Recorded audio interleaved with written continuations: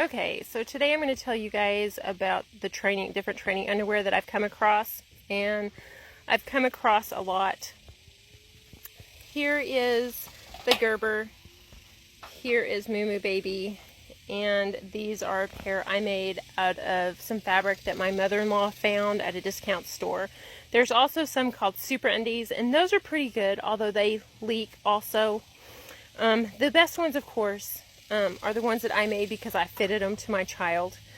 But they were kind of hard to make, and so I just stuck with buying the training underwear.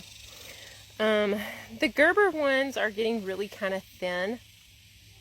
I don't know if they have switched hands or if they have been bought out or whatever, if they don't pay attention to quality, but they're really kind of thin. So I really switched to these Moo Moo Babies, and they're thicker. They actually have a plastic, a very thin plastic lining in them, so they don't leak as bad, but they still do leak. So anyway, how I train my kids is I watch out for when they're peeing or when they are pooping in their diaper, whatever they're doing, and I take them to the potty and I show them how to take off their diaper, their underwear, and I put them on the potty and I let them finish there.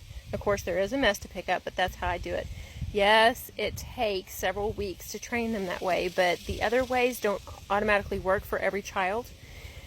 And I've tried starting them at 9 months, I tried starting them at 12 months, I tried starting them at 18 months and 24 months. Really, I have found that poop training them to the potty is a whole lot easier, and I start that at about 18 months. The pee is a little bit harder, but I reward them with chocolate chips or M&Ms or something that they don't get very often in my house, that's candy.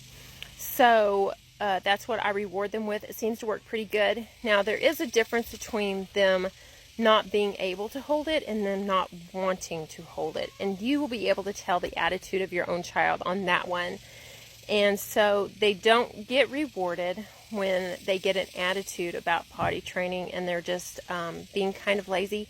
But I want to emphasize that there is a difference between child not wanting to and not being able to. And you need to determine that for yourselves. Sometimes my children were ready at 18 months. Other times my children weren't ready until 3 or 3.5 years old. So you need to determine that for yourselves, and don't be too harsh with your children, but they do need to be potty trained. All right, that's another tip for me.